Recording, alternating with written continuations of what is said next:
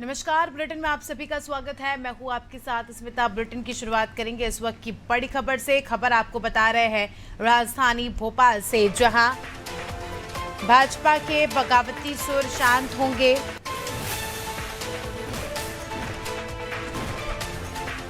बगावत को शांत करने के लिए एक नया फॉर्मूला यहां पर भारतीय जनता पार्टी ने निकाला है। प्रत्याशियों का विरोध करने पर अब कार्रवाई होगी। कार्यकर्ताओं पर अनुशासनहीनता की कार्रवाई होगी। संगठन ने बुलाई विरोध करने वालों की सूची। 30 से अधिक सीटों पर कार्रवाई की तैयारियां जो है कर ली गई है। कार्यकर्ता नहीं माने तो उन्हें पार्टी से निष्कासित कर दिया जाएगा। 48 घंटे के अंदर निष्कासित करेगी इन्हें पार्टी। तो बड़ा एक्शन यहाँ पर हम कह सकते हैं कि बीजेपी ने लिया। जब से सूची जारी होने का सिलसिला जारी हुआ है, हम देख सकते हैं तब से ही कार्यकर्ताओं द्वारा विरोध प्रदर्शन किया जा रहा है। जगह जगह नेताओं के पुतले फूके जा रहे हैं और अभद्र व्यवहार किया जा रहा है। मगर अब बीजेपी ने बड़ा एक्शन लिया। उन्होंने कहा है कि जो भी कार्यकर्ता विरोध करता है उसे पार्टी से निष्कासित कर दिया जाएगा, त्वरित कार्रवाई की जाएगी। अनुशासनहीनता की कार्रवाई इन कार्यकर्ताओं पर की जाएगी।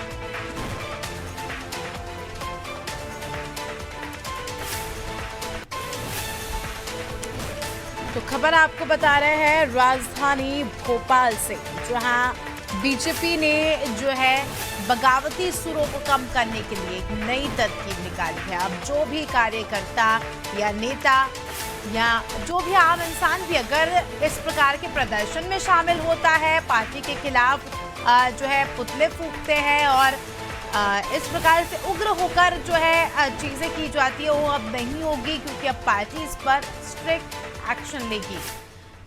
चलिए, हमारे सहयोगी विवेक पांडे हमारे साथ इस खबर पर जुड़ चुके हैं। विवेक से ज्यादा जानकारी लेंगे। विवेक, जिस प्रकार से हमने देखा है, जैसे जैसे सूचियां जारी हुई वैसे वैसे जो है कार्यकर्ताओं का विरोध भी शुरू हुआ। कई जगह हमने देखा प्रदर्शन हुए, नेताओं के पुतले फूके गए। मगर अब इन सब पर रोक लगाने के लिए भारतीय जनता पार्टी ने बड़ा एक्शन लिया है। देखिए, एक्शन लेने की तैयारी की जा रही है और पूरे प्रदेश भर के सभी जिला अध्यक्षों को ये निर्देश दिए गए हैं और खासतौर पर संगठन के लोगों को ये निर्देश दिए गए हैं कि सभी ऐसे लोगों की सूची बनाई जाए जो प्रत्याशियों के लिए विरोध कर रहे हैं या फिर प्रत्याशी बदलने के लिए पार्टी के खिलाफ मोर्चा खोले हुए हैं। ऐसे करीब 2 दर्जन से अधिक नामों की सूची बुलाई जा चुकी है और करीब 30 से अधिक लोगों पर कार्रवाई भी की जाएगी जो बीजेपी में शामिल होकर बीजेपी के लिए ही प्रदर्शन कर रहे हैं। और इसका सीधा कारण है कि बीजेपी ने जो टिकट दिए हैं उनका विरोध कार्यकर्ता और संगठन के पदाधिकारी कर रहे हैं। ऐसे लोगों की सूची बीजेपी ने बढ़ा ली है और ये माना जा रहा है कि 48 घंटे बाद जो अल्टीमेटम दिया गया है वो 48 घंटे का दिया गया है कि अगर शांत नहीं हुए या फिर समर्थन नहीं किया मौजूदा प्रत्याशी का तो उसके खिलाफ अनुशासनहीनता की कार्रवाई की जाएगी। उन्हें पार्टी से निष्कासित भी किया जा सकता है।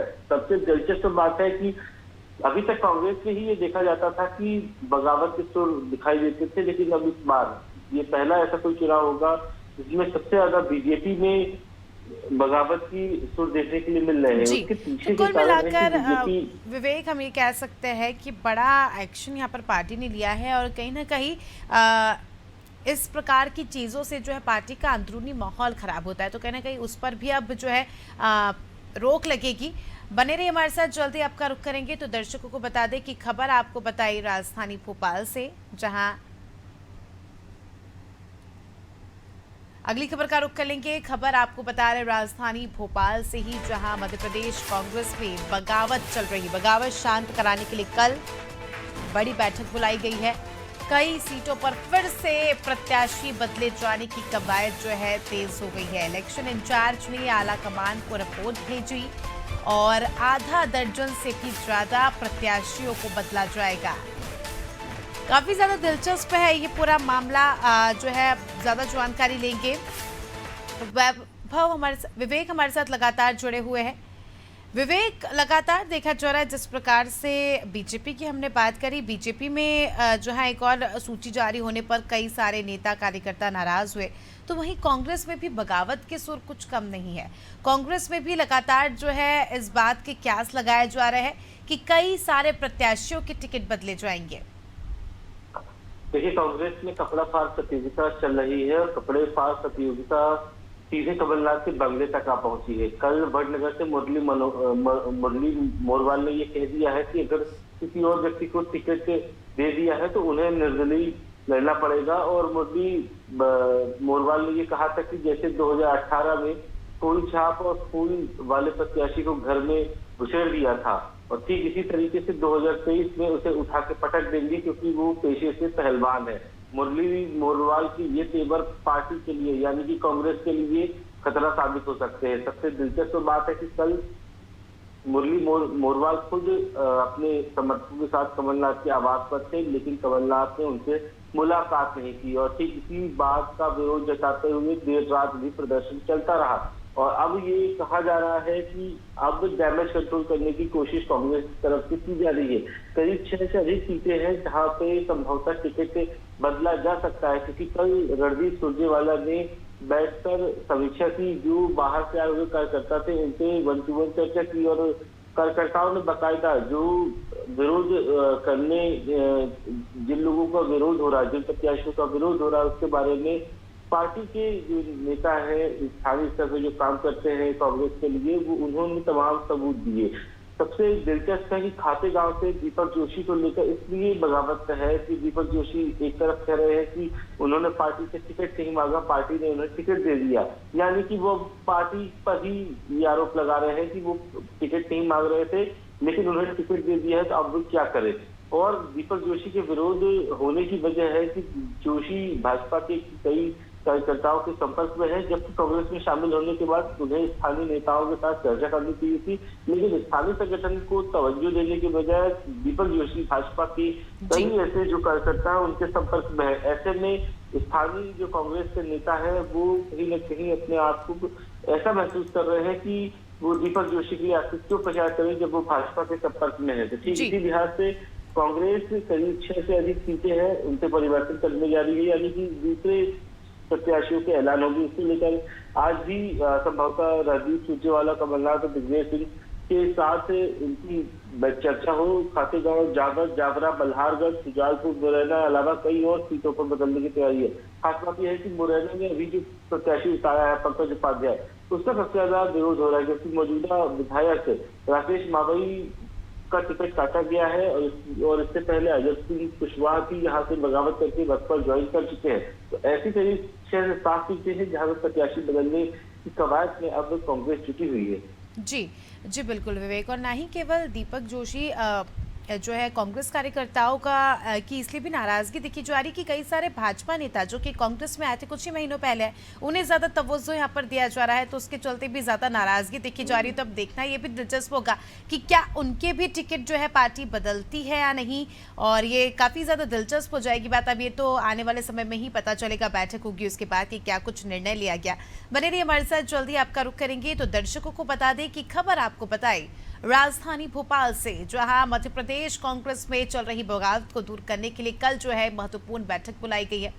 अगली खबर का रुख कर लेंगे। खबर आपको बता रहे हैं राजधानी भोपाल से, जहां चुनाव आयोग की गाइडलाइन में संशोधन, अति आवश्यक सेवाओं में डाक मतपत्र का प्रयोग, निर्वाचन संबंधित कर्मचारियों के लिए गाइडलाइन जारी कर दी गई है। तो चुनाव आयोग की गाइडलाइंस जो है उसमें संशोधन हुआ है, क्या कुछ बदलाव हुए हैं और ज्यादा जानने की कोशिश करेंगे।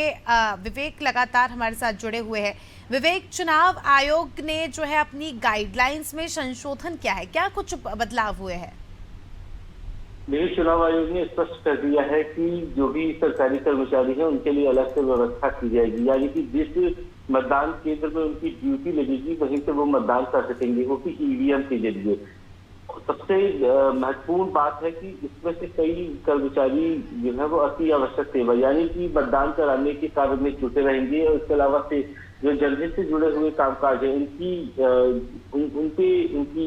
जिम्मेदारी रहेगी। इसलिए उन्हें डाक मतपत्र का प्रयोग करने का अधिकार दिया गया है। गृह, ऊर्जा और स्वास्थ्य विभाग के साथ साथ चिकित्सा, शिक्षा विभाग के जो कर्मचारी हैं या फिर अधिकारी हैं, उन्हें ये अधिकार होगा कि वो मतपत्र से वोट कर सके, यानी कि बैलेट पेपर की सुविधा उन्हें ही सिर्फ मिलेगी। इसके अलावा जो कर्मचारी है वो अपने ही जिले यानी कि जहां उनकी ड्यूटी लगी है वहां पर ही किसी और मतदान पे जाके वो वोट कर सकेंगे। हालांकि उनको अलग से समय दिया जाएगा, क्योंकि एक बड़ा बदलाव वोटिंग के हिसाब से सरकारी कर्मचारियों को लेकर चुनाव आयोग ने किया है। चुनाव आयोग ने पहले ही कहा था कि सभी शासकीय कर्मचारियों को एक साथ मतपत्र की सुविधा नहीं दी जा सकती है, लेकिन अति आवश्यक जिसमें अति गृह यानी कि पुलिस के अलावा ऊर्जा विभाग जितने भी बिजली कार्य से जुड़े हुए कर्मचारी हैं उन्हें, और इसके अलावा स्वास्थ्य जो भी डॉक्टर है, पैरामेडिकल स्टाफ है, नर्स है, उन्हें भी मतपत्र के हिसाब से वोट करने की सुविधा चुनाव आयोग की गाइडलाइन में शामिल है।